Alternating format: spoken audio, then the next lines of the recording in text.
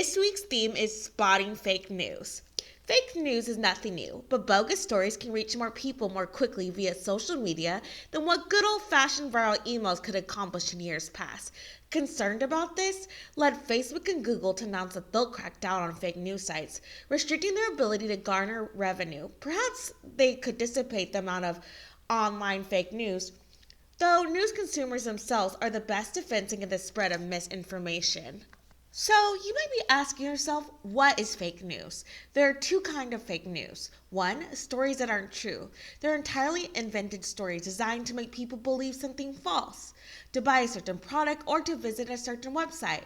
And then two, stories that have some truth but aren't 100% accurate. For example, a journalist quotes only part of what a politician says, giving a false impression of their meaning.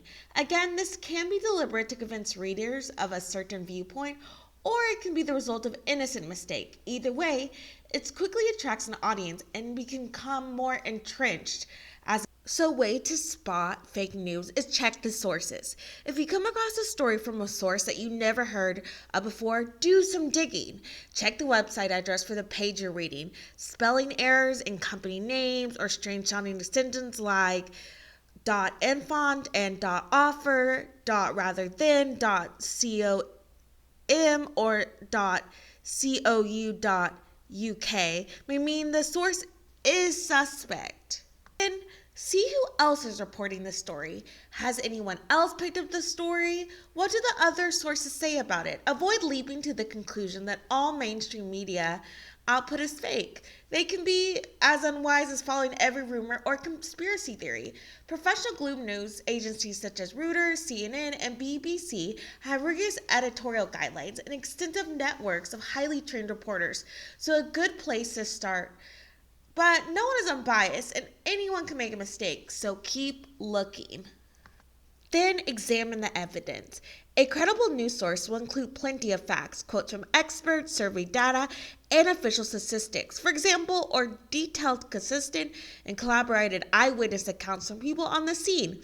If they're missing, question it. Does the evidence prove that something definitely happened, or have the facts been selected or twisted to back up a particular viewpoint? Also, don't take images at face value. Modern editing software has made it easy for people to create fake images that look real. In fact, research shows that only half of us can tell when images are fake. However, there are some warning signs you can look out for. Strange shadows in the images, for example, or jagged edges around a figure. Images can also be 100% accurate, but used in the wrong context. For example, photos of litter covering a beach could be from a different beach or from 10 years ago, not the recent alleged event.